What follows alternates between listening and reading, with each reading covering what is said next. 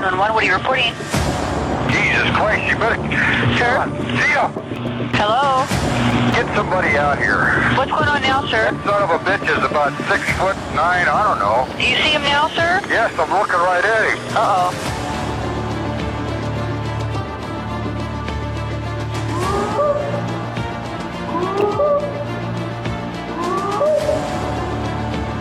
Range for night vision.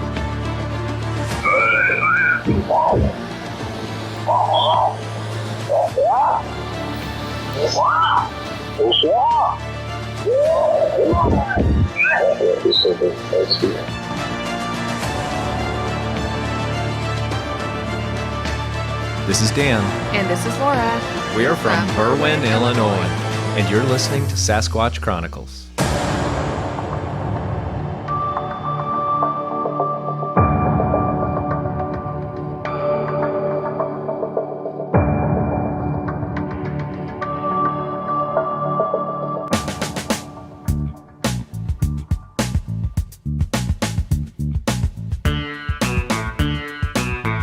Welcome to the show, everyone. Thanks for being here tonight. What a week. What a week it's been. I started getting into animation, and I had this really cool anime. I finally figured it out. I went through, did my character rigging, had it so beautiful, put together, awesome. And I ran it out of Adobe Animate, and when I exported it, my computer just, I don't even know what happened. But I lost everything. I lost all my files. I lost, so I had to kind of start from scratch. And this was just a day or two ago. And I was actually just going to cancel the shows because, I mean, everything's gone. I had all these interviews and everything's gone. But I guess I couldn't stay away. So here I am. Tonight we're going to be chatting with Dan and Tony and their brothers. And they had this encounter in Oregon near Crater Lake, and I know the area they were at. I'll kind of let them explain it, but they had a pretty scary night trying to come out of that area, and a lot of people vanish in that area. We're also going to be chatting with Jeff, and Jeff comes to us from Ohio. He describes this encounter of seeing his great-grandmother.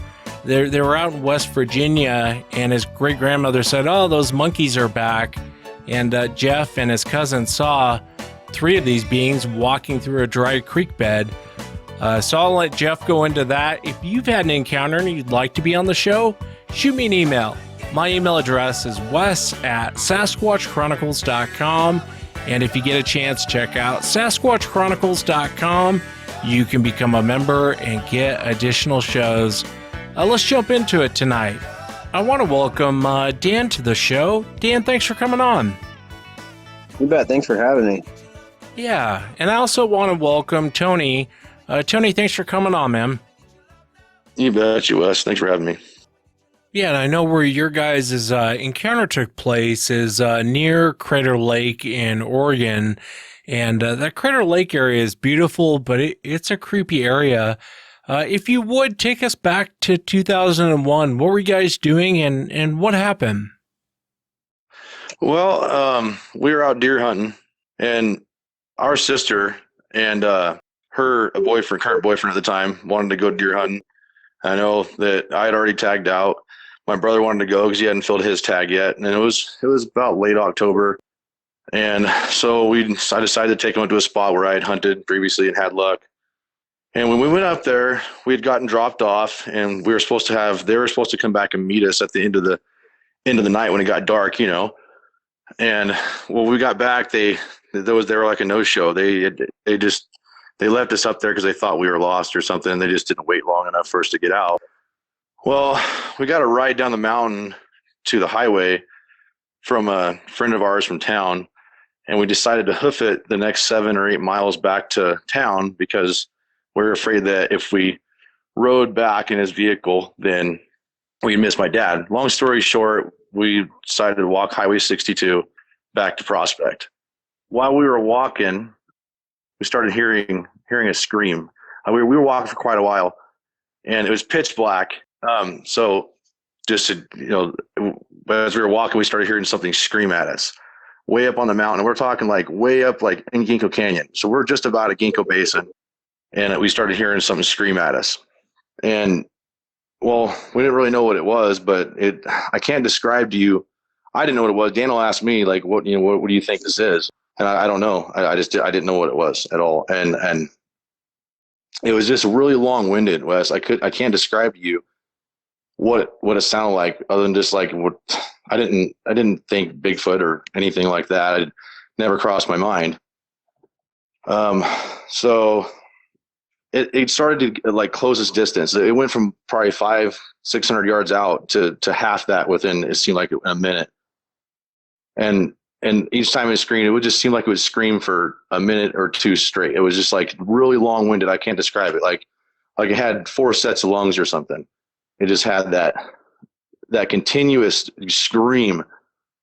It's almost like a howl mixed with a scream. So I didn't know if it was coming down to meet up with us. So I had my lighter in my pocket, and I had taken it out, and I'm an avid hunter, so I check my wind a lot. And the first thing I thought is, I wonder if he smelled us, something, whatever it is, it smelled us, an animal, whatever this is, it smelled us. And when I, checked my wind, my lighter, I could see the wind was going directly at whatever it was. So I was like, it winded us. So I told Daniel, we're just going to walk down the center of the highway. It's pitch black. We can't even hardly see our hands in front of our face. That's how dark it was. It was no moon. And we were both armed. And as we're walking, this thing kept getting closer, and it paralleled us and closer and closer. And pretty soon it's no more than 40 or 50 yards off of the highway from us. And it's just screaming at us. This thing is not happy that we are where we are. And about halfway through this ordeal, another one started doing it off to my right, which would be the west side of the highway, and started screaming at us on that side. And it seemed like that one was like, whatever that one was the aggressor, because it came close. Like it was almost like it was almost like they were trying to push us. Whatever they were doing, it was like they were pushing us, because every time we would move, they would move. If we stopped, they would stop, and they'd just scream at us. And I can't even begin to describe like the way the scream was. It's like when I first heard it, the only thing I can think of is like demonic. I mean, I want to, I never really thought Bigfoot at all, Wes. It was just the thing was just, it was just screams. It was like a banshee, I guess. And I can remember me and Daniel getting to a point where we had to, I mean, they were getting really close to us, especially the one off to our right. It was like it had flanked us. Like there was 2 of them that came down or something, because like one maybe crossed behind us or something to try to flank us, like hunting, like you push a deer, you drive deer, that's how I started feeling like, and getting that instinct in my head. Like I'm an avid hunter. I've been in the woods my whole life, especially back then, before I had responsibilities and kids and stuff like that. I spent every minute I could out there. That was my life was out there. And so I've heard everything from elk to bear to cat. I've seen a lot of things out in the woods, had so many different types of encounters with wild animals. And this thing, I had no idea what it was. So it just got to the point where we had to stand our ground. And I remember thinking back on it, like there was a separate incident that had happened up there with us earlier in the year in the archery elk season.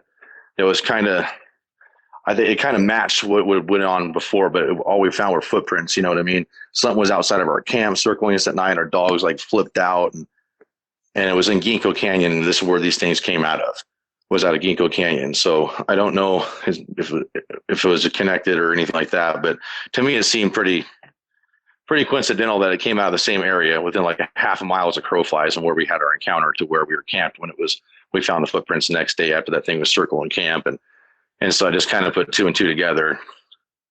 That's what it was. And so, yeah, I want to ask you about that. I definitely want to come back to this incident you're talking about. With regard to this encounter, now you guys are on 62. You're not on 97, correct? We're on Highway 62. We're like, at this point, Ginkgo Basin is probably 6 or 7 miles or so from Prospect. Yeah, I know exactly where you guys are at, and I've been down that highway, and it's a lonely highway during the day. I mean, there's, I can't imagine walking that thing at night, having two things screaming at you. So you guys are walking down this highway, and what kind of happens next? So we just basically had to end up standing our ground. And I remember telling Daniel, we just, I'm not going any further. I don't know what's up ahead of us. I can't see. We're going to bump into, what if there's another one? So whatever this is, what if there's another one up ahead? Like, I don't immediately start getting that feeling like we're being pushed or something. Like they're doing this for a reason. Like whatever it is trying to scare one into another. Like that's the first thing I thought of, because I've driven deer like that. The fact that they were on both sides of us at that point, like you mentioned earlier, that one must have crossed behind us, because suddenly it was like it was on the same side as, when they first came down. Suddenly it's on, now you got one on the other side. It only makes sense that it crossed behind us. And I want to come back to Tony, but I want to ask you, Dan, what did you think was going on at this point? It was really a confusing time. It was like, I didn't know what to think. I was trying to, like anybody would, like, what could that be? Could it be a bear? Could it be a cat? But like Tony said, man, we've heard all these animals, and there was just nothing that your mind can grasp. You think of all these things, and none of it makes sense. So everything at that point is like instinctive, reactive. You're like, we just kept trying to move and just praying to God that somebody would come down the highway and just kind of break up this whole situation. But nobody was coming. It was so dark. I mean, that stretch of highway, it's wall to wall timber, and all you got's that little strip of highway. And if the moon was out, you could look up and see some moonlight, but there was no moon. There was nothing. So the best we can do is just get in the middle of the road and kind of get back to back. And I mean, we were in ready position with our rifles. Yeah, you're right, Dan. In that area, it's walls of trees on both sides of the highway, and I would have been terrified too. Let me ask you, Tony. So, what kind of happens next? Well, we got to a point where we had to stand our ground. I told Daniel, I am not moving any further. This is it. This is where it happens. Whatever happens here and happens now. Like, I can't do this.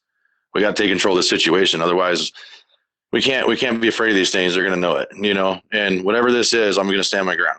I'm thinking it's animal. Something's going on. Like I said, though, there's nothing on this earth that can scream as loud. And it's like earth shattering. I can't describe. That's the only way I can describe, like, just an earthquake type of scream. You can feel it in your chest when they're that close. You feel it in you. Like, it just vibrated every bone in my body. And back then, you didn't have all these reference guides of like YouTube and sound you could reference into, or, like you do now. You can kind of go back and you can do your own research. And it took a lot of years to be able to hear anything that's even close to what we heard out there. So when we stood our ground, I just said, Daniel, I'll face one, you face the other. We're going to back to back. They're on both sides of us. And we got to face, one of us got to face each one of them, and I hollered at this thing, and it just made it matter. It made it more angry and aggressive. The one off to the west side was the aggressor to begin with. Like, it was trying to push us into the other one or something. It kept trying to come in. And if I would have had a flashlight, I'd have been able to shine it right in this thing's face. Whatever it was right there. I mean, I could hear it walking. And you get that feeling like it's a person almost. Like, you're like, it sounds like a person walking. It doesn't sound like an animal low to the ground, and bears up there, they're not like grizzlies where they get like the size of a Volkswagen, But anyways, when we stood back to back on the highway, we were like in the middle of the highway. So we're like on the yellow dotted line in the middle of the highway. And I hollered at this thing, and I remember saying something like, you need to identify yourself, whatever you are, I just try to get to stop. I gave it a warning because I'm getting ready to start shooting. It's so close to us that I have to do something. And so we popped some shots off at it. and that's when it all went dead silent. When I remember popping some rounds off, we popped some rounds off at it on the one on my right side, and I could hear it going through the woods, and it sounded like a freight train. I mean, it just took off, and you could hear it out there. And the other one just went dead silent. We didn't hear it run off. It just stayed there. And we ended up seeing headlights way down the highway, and that's when it all like kind of abruptly ended. We waved these guys down like, "Hey, you just arrived back to town, please." That's interesting. Somebody came along, almost like someone was watching over you guys. When you said you yelled at it and it got madder, what do you mean by that? It started to come closer. I could hear trees, just branches breaking, like it was charging in. That's when I told Daniel, I said, "Light them up." That's my exact words. I remember saying, "Light them up." And I yelled, and I remember feeling when it ran away, like this moment of like relief, like, "Oh my gosh, I hope this is over." And I just kind of got pumped up, and I started hollering, trying to be aggressive and show more aggression back. So I started yelling at it, trying to make them where they're not going to come back. I didn't know a rig was going to come along. I thought we had a long walk back home. So I didn't know what was going to happen after that. Yeah, I know that area well. I used to live outside of Bend, and that area it's dark, it's lonely, and I can't even imagine the fear that you guys had of these things getting more aggressive as you're walking down the highway. I would have fired off a few rounds too. Tony, can I ask you? You had mentioned prior to this incident, you guys were in the area, and there was something that happened when you were out there. If you would tell me about that. Yeah, so we went up the Ginkgo Basin to go elk hunting, and then we went up Mill Creek, which runs along there. It's a little creek that comes down there. It runs, through into Mill Creek campground and back into town. Anyways, we're along this creek. Me and my dad had previously scouted this area, and we'd hunted up there quite a bit for deer and elk in the past. We found a herd of elk down there the day before season had opened. And we went back and we got our stuff packed up, went up there, camped out, whatever. We're sitting there at night, and we got a little campfire going or whatever. And my brother Daniel's there, my brother Chris, my dad, and I. We're just relaxing around camp. There's something around camp. And, that's not abnormal when you're out in the woods. You hear stuff snapping around camp. Could be a bear, deer, elk, whatever. You never know what's out there.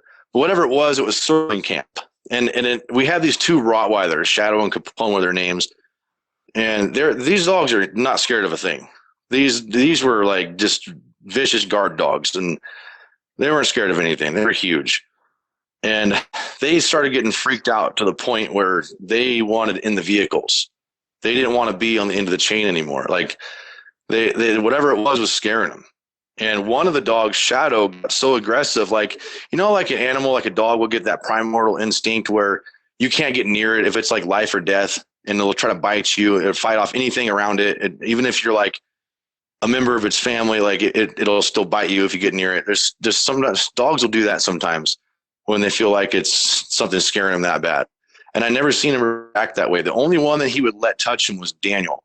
So Daniel loaded him up in the back of the pickup. And the dogs just freaked out. And the next day we did our hunt. And if you know that area up there, the pumice from when Crater Lake blew, the pumice is all over the ground. And it's real fine powder on the roads up there. So anything is going to leave a footprint that it came around camp. And there was a little loop road that went the back side of the road we were on that connected back to the road we were on, just like a little old logging road that looped around. So I knew, like, there's got to be something. I was really curious about it. I said, dude, like, I got back to camp. And I'm like, hey, we should go look for whatever that was, like, see if it left any footprints on the road. And that was kind of weird because my dad mentioned, like, that sounds like somebody on two legs. That sounds like a person out there. And I was like, yeah, it does kind of, doesn't it? Like, we didn't know what it was. And we decided, my dad stayed at camp. So me and my brothers decided to walk down that little loop road. We get a few hundred yards down that road, and I spot a set of footprints coming down, going off the bank, pretty much directly behind camp. So camp would be like a couple hundred yards straight to my left. And these footprints came out, and we're talking huge footprints. But these footprints were huge, and the strides, I remember the strides were so long that I couldn't reach them, and I stretched all the way out. That's how long the strides were. I mean, I didn't measure the footprints, but they were way bigger than my foot, and they were all barefoot. One, like, there was like a toe missing on one of them. You could tell Because in the pumice, like when you step down, it leaves a perfect indent. Perfect. It's like I can't describe it unless it's like people hunted it around and been on pumice when it's all powdery and been ran over. Yeah, it's powder. Yeah, you're right. I forgot about the pumice there. I mean, you have pumice all the way down to Bend, Redmond. The whole area is covered in it. Right, it's everywhere. Yeah. Yeah. So I mean, you could track an elk for miles in that stuff. You know, they can't escape you. You just follow their footprints. Anyways, this thing like had a broken toe on one side, and like you could see hair indents in the pumice from the side of when it laid its foot down. You can see the indent of the hair. Everything was perfectly indented. We followed this thing for a ways, the tracks down the road, and then it went down into Ginkgo Canyon right there, right at the beginning of it, and down towards the water. And I'm like, I ain't following that thing in there. Nope, this is where this track stops. So I'm not going that. Whatever that, I don't want no part of it. And when you see that, obviously you think Bigfoot, right? I mean, that's a clear indicator. And we were like, oh my God, this is crazy. Well, that's like a half a mile as the crow flies or so to the highway. And that's the same area that happened, that encounter we had later that year in October, which is what, a month and a half later in that same area. Yeah, there's a lot of encounters that come out of this area, and anyone in Oregon that's been in this area or Washington, in this particular area of Crater Lake, I mean, it's a lonely area. The highway you guys were on is a very lonely highway, and I wanted to ask you, were you guys walking for a while before all of this started, or do you feel like it kind of followed you out? We were walking down the highway for a little ways. So we had just come off Woodruff. Woodruff turns up there where we got dropped off by our buddy of ours. And Woodruff Meadows is right there, the turnoff that goes up towards where we were hunting, which would be the west side of the highway.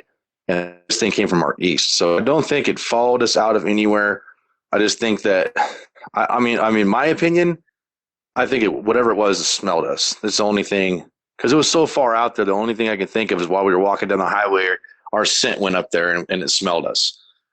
And that's when it came down showing aggression. And that's how it knew we were there.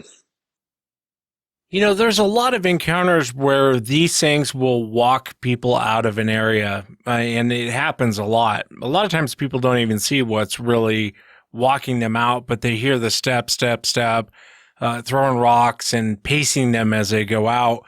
And I've heard many of those encounters. I think it's a different situation when they're going off, you know, as far as screaming at you. But I want to ask your opinion, and I'll ask you, Dan, in a moment. But Tony, what do you think the intention was? I mean, there's two of them there. They're both screaming at you guys. You guys are in the middle of the road, and there's really no place. I mean, you're in a very vulnerable position because there's nowhere else to go. The tree line's too thick, and these things are there anyway, so I wouldn't go there. But do you think the intent was to harm you, or do you think it was just wanting to get you guys out of the area?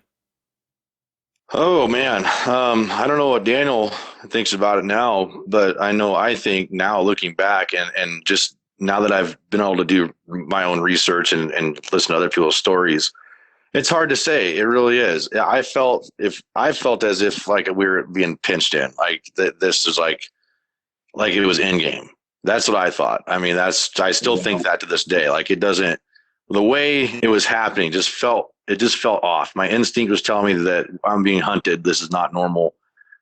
Whatever this is, like I'm being hunted. That's my instinct. And it's always been that way. It's always never from back then to now. Like it's never faltered. Like I felt like I was being driven into something, like I was being hunted.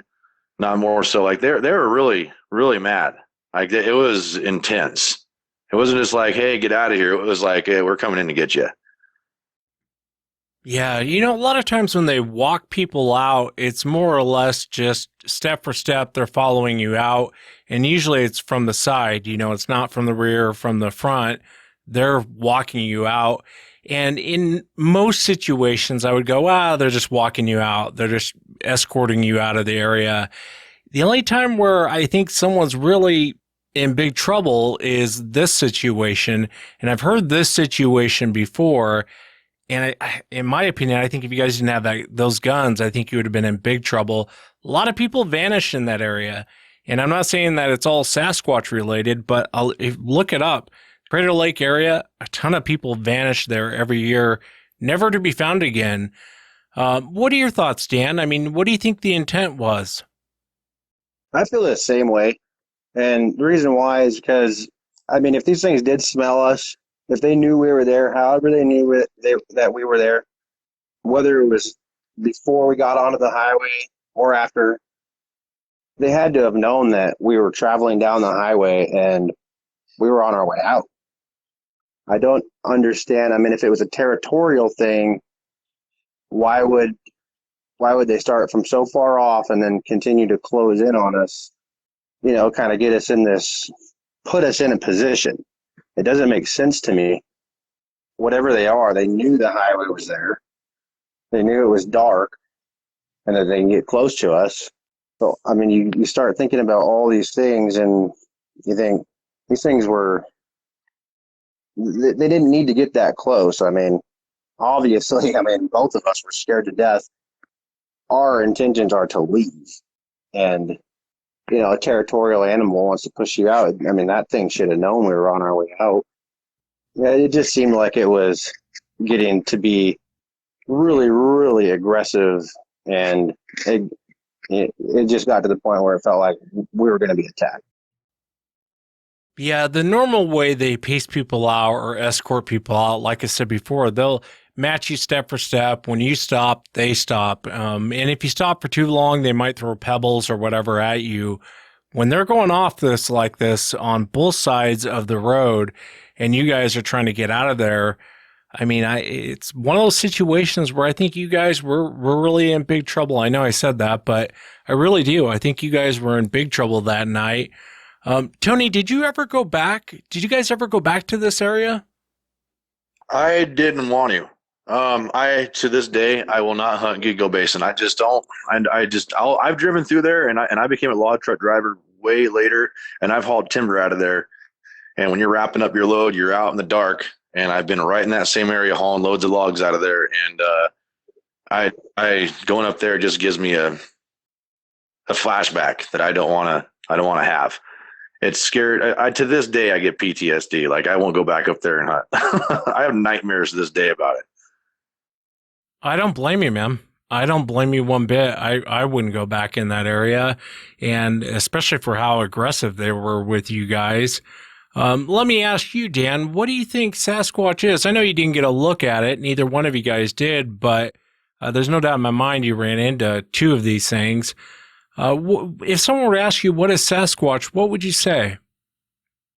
It's hard to really give a good answer on that. I think they're just an unknown animal, maybe related to the primate. I don't know. Because, I mean, we didn't see it, but then you kind of relate this story to other stories and start connecting the dots.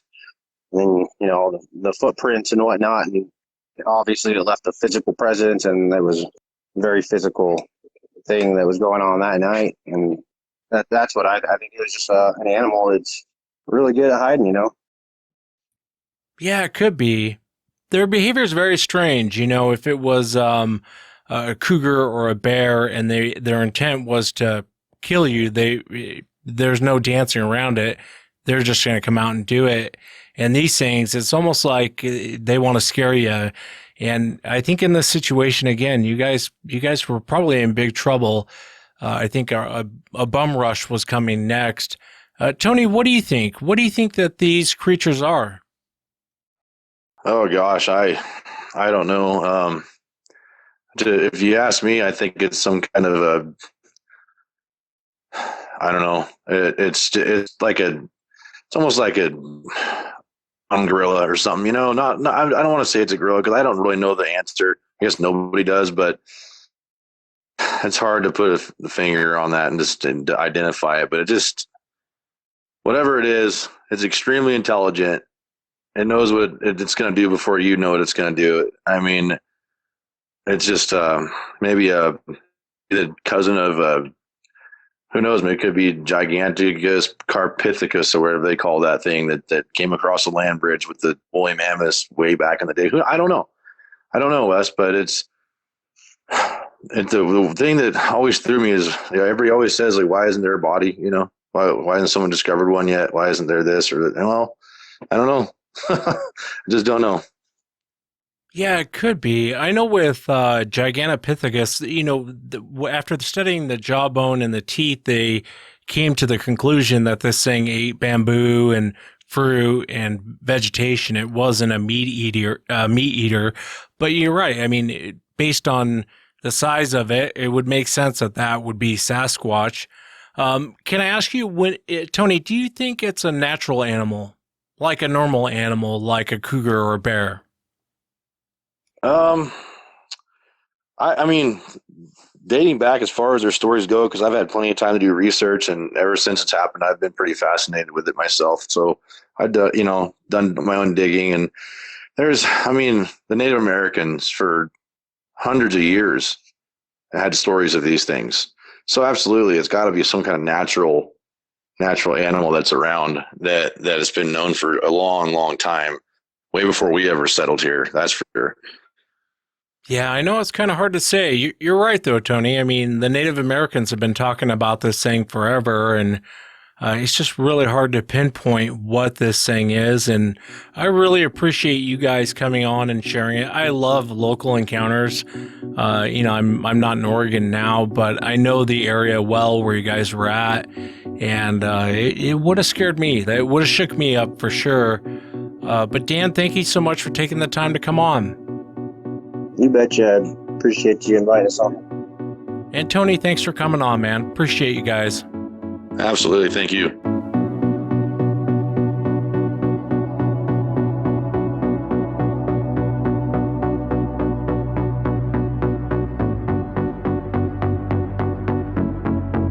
Next up on the show, I want to welcome Jeff. Jeff, thanks for coming on. No problem. Thanks for having me. Yeah, and I'm fascinated by this whole account that happened to you in West Virginia. How long ago did this happen to you? And if you would, just walk me into what happened. Well, I was I'm 48 now, so, thinking back, it was probably like mid 80s. I was probably like 10 to 12 years old. So probably happened like 84, 86 range. I live in Ohio. My whole family, kind of born and raised from the West Virginia area, small town living. And we used to spend quite a bit of time down there, go down there a lot in the summertime. And we always went to my aunt and uncle's house, and my great grandmother lived with them.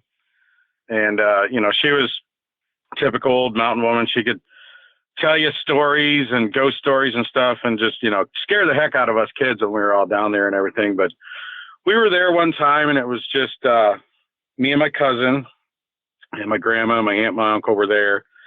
And I don't know how the conversation came up, but my grandmother had said something about these monkeys that would play in the backyard. And of course, my aunt was like, oh, she's losing it. At the time I didn't realize, but, she was like in the beginning stages of dementia. So nothing that she said that would anybody, they wouldn't take any, they wouldn't think that she was, had her, fully sane or anything like that. So, we'd been down there for a week or so, and she was looking out the back door, and where my aunt and uncle lived, they lived in this big ravine, real rocky, all wooded, just, out in the middle of nowhere, beautiful spot. But behind the house was kind of a pasture in the ravine where cattle would be, and there was a dry creek bed that ran through it, and woods up top, woods on the side, but the pasture was right behind the house. And she was looking out the back door, and she said, well, there's those monkeys in the backyard again playing. And me and my cousin had got up, and we walked over to the back door where we could look out. And, right there, there was 3 of them. They were walking down the creek bed, and my cousin says to my uncle, Dad, you need to look at this. And he says, they're bears. He wouldn't even get up off the couch. He said, you're looking at bears. And, we watched them. Realistically, probably I would say a good minute.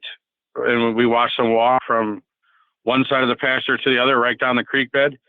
There was, now being older and researching and, looking at internet and stories and reading and, what you would, a male, a female, and a baby.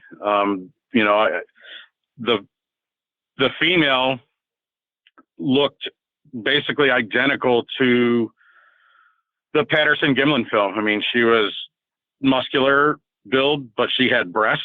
The baby basically had his arms around her neck, and she was kind of cradling it. And what I would presume was a male was walking with them. He was probably a foot taller than the female. And then, of course, the baby was, wasn't a human baby, but it was a baby, looked just like them. And they walked right by us. We were probably 50 yards away looking down. They never looked up at us. They just walked down the creek bed and then eventually walked into the tree line and out of sight. And, as I got older, this was, kind of pre-internet, pre-cell phones, so when I got home, I did as much reading as I possibly could at libraries and stuff. And when I finally saw the Patterson Gimlin film, I was like, that's what I saw. It was 100% other than the color of the hair. That's what I saw. And I would tell people about it and family members. And, of course, they would tell you that you're crazy and you didn't see that, you saw bears. But yeah, that's about the gist of it. Size, I couldn't tell you, then was one 10 foot and one 9 foot, was one 7 foot, one 6 foot. I don't, they were big. I know that. They weren't bears. There's black bears down there. They were considerably larger than black bears. I do know that. As I got older, thinking back, because it's just that whole situation is burned in my head. You don't remember a lot from when you were a kid and stuff like that, but that situation, it's burned in my brain. My uncle was the chief of police, very small town. Everybody knows everybody.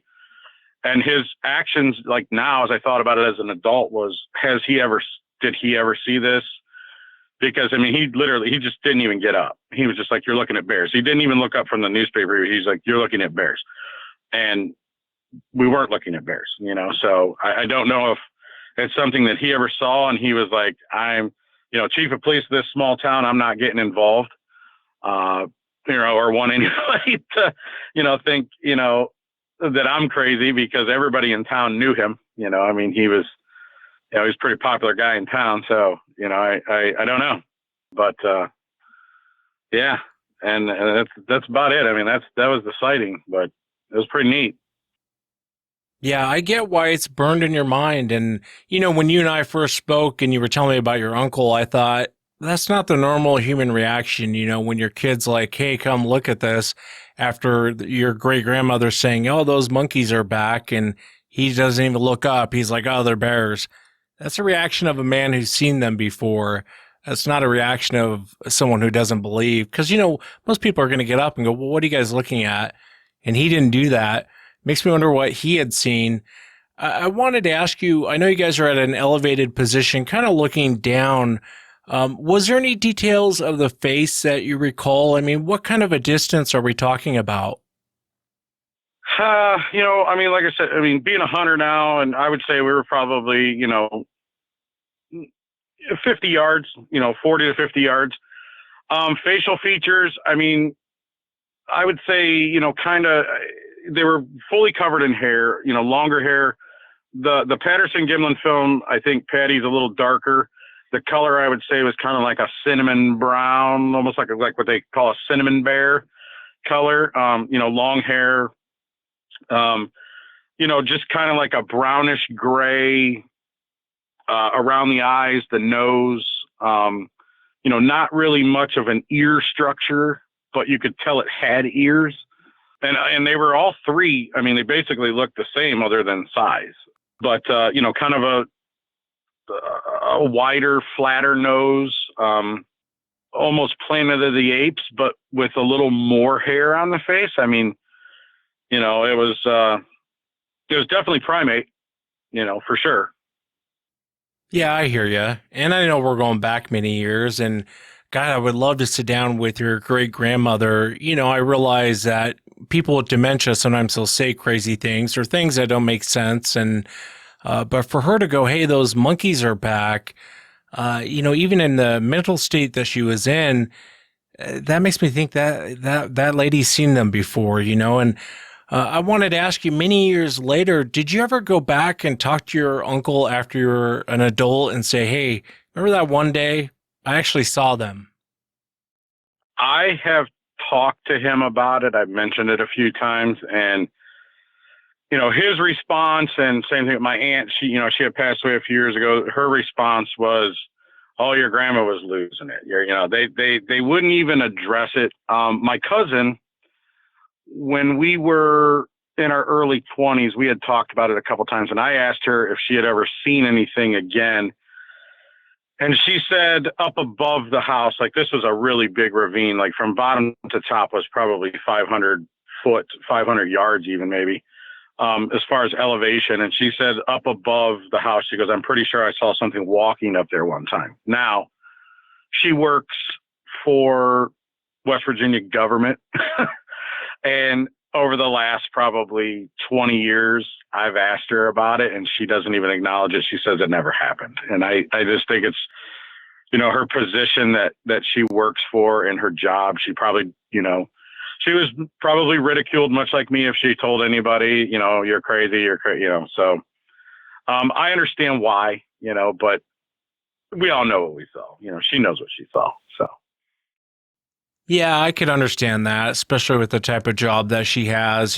People later in life, they don't want to talk about it. They don't want to be ridiculed, and I definitely understand that. You had mentioned the little one was hanging off of the female. Can you kind of describe that?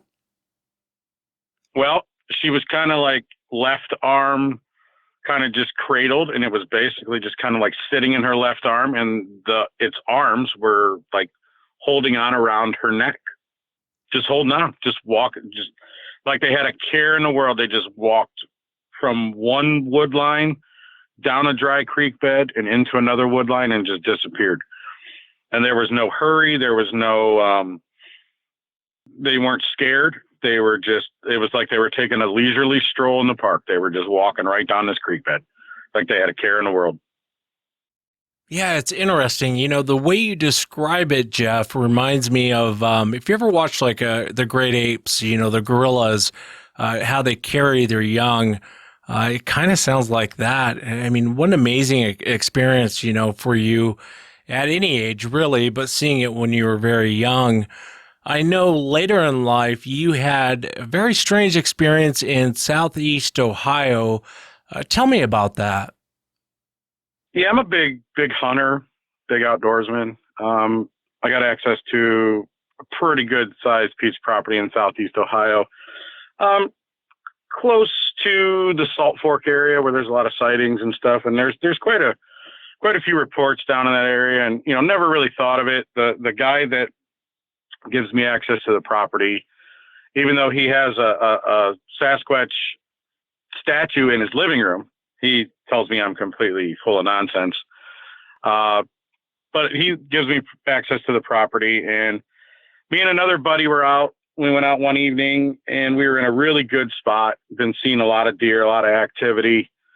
And it was just a weird evening. We went out, and I was actually like kind of in a wooden blind down at the bottom of a ravine. And my buddy was probably 100 yards away from me, like kind of around the face of the hill, but on a tree stand up above me. And as the evening went on, there was no birds, there was no squirrels, there was no nothing. There was no wind. It was just quiet. There was no action going on. And which it was like, well, it's just a bad evening. But I don't know, maybe an hour before it got dark, started hearing these big, heavy footsteps coming through the leaves. And, a squirrel or a deer will come through the leaves, and they kind of have that, through the leaves. And this was heavy. It was foot, boom, boom. And that wasn't making the noise, but you could feel these footsteps. I could feel the footsteps inside of this wooden blind. And this went on for a few minutes, and then you didn't hear anything. And then maybe 5 minutes later, just hear this deep kind of, like something was just grunting. And then all of a sudden you hear a tree go over, like a tree fell down in the woods. And it was a heavy tree. It was big. It wasn't a sapling. And it, made a big thud into the ground. And okay, so there's no wind, but okay, trees fall in the woods all the time. I get that. So maybe another 5-10 minutes goes by and those footsteps start again. And it's just big, heavy, thump, thump, thump. You could feel it. And then the exact same thing a few minutes later, you hear this just boom, and then another tree goes over. And so now I'm like, all right, I'm looking out of the front of this deer blind. Like I'm trying to look and see. And, I kind of thought, okay, this is what's going on. But I don't really know. And I'm looking. Normally we would stay in there till dark. It was probably maybe half hour before it got dark. My buddy got down out of that tree stand. He came down to the blind and kind of opened the door, and he was like, "Did you hear that?" And I said, "Yeah." And I said, "Did you see anything?" He said, "No."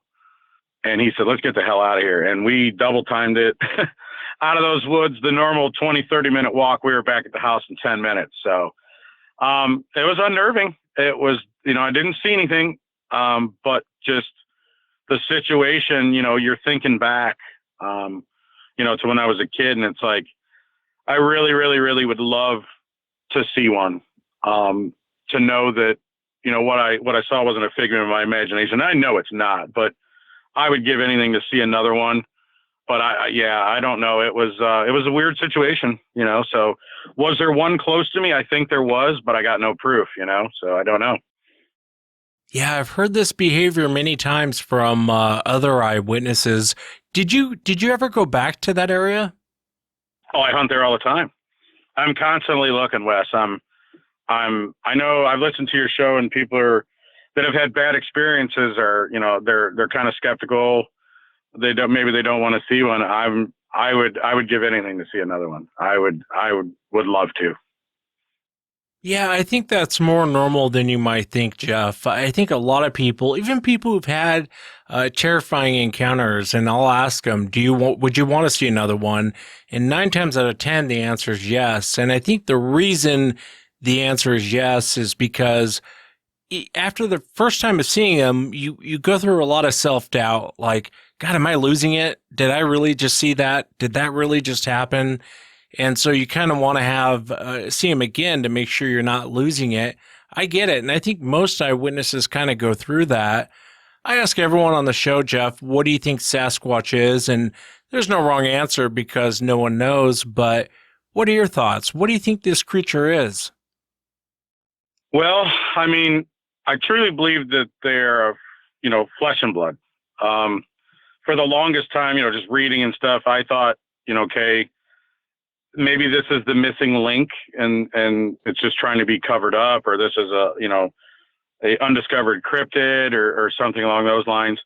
I truly believe they probably live in a cave system underground. That whole area where my family's from in West Virginia, Southeast Ohio, it's just full of caves. Ohio's full of caves. A lot of sightings out here. But just with, doing research and, reading a lot and, stuff you see online, people that I've listened to on your show, the whole, the orbs and the balls of light and things like that. I think there's more to it. I'm just really not sure about that part of it because there's so many reports that involve that. It's just, you just don't know, but I know what I saw was flesh and blood. I do know that, whether they have superpowers or anything like that. I mean, for the longest time, I've believed that they're covered up. I think the government knows about them. I've often thought that maybe they've, weaponized them. I mean, it's just a theory. I mean, who knows? And maybe that's why they cover them up, but, or they're just trying to keep it out of textbooks. And, it's the classic missing link that we were, fed as children that, hey, this is how it is. So I don't know, but like I said, I would love to see one again. Yeah, they appear to be very much so flesh and blood. I don't think I've ran into too many eyewitnesses that saw a ghost, and it's just weird that no one can catch up with them with so many eyewitness reports, and you bring up the government portion and, so many reports from soldiers on these military bases running into them, and no one seems to really want to look into it. It's bizarre. I really appreciate you taking the time to come on the show and share the encounter, especially with your grandmother or your great grandmother and that whole situation. And then this hunting situation. Let me know if you go back to that area, if anything else happens, will you? Yeah, it's been about 5 years since that happened, and I was actually just down there last weekend, and I will tell you what, I mean, when I go out in the woods, I've always been uneasy, but it's just, it's something that I like to do. And I would love for something to happen so I could give you a call and let you know for sure. Yeah, be safe in that area. And if you ever hear the forest take a deep breath like that, where you don't hear the insects, you don't hear any, anything from anyone, and it's just dead silent, it's probably a good time to leave. Be safe. And thank you again for coming on, Jeff. No problem, man. Thanks for having me. And that's it for tonight, everyone. Remember, if you've had an encounter, shoot me an email. My email address is wes@sasquatchchronicles.com. And if you get a chance, check out sasquatchchronicles.com. You can become a member and get additional shows. Until next time, everyone.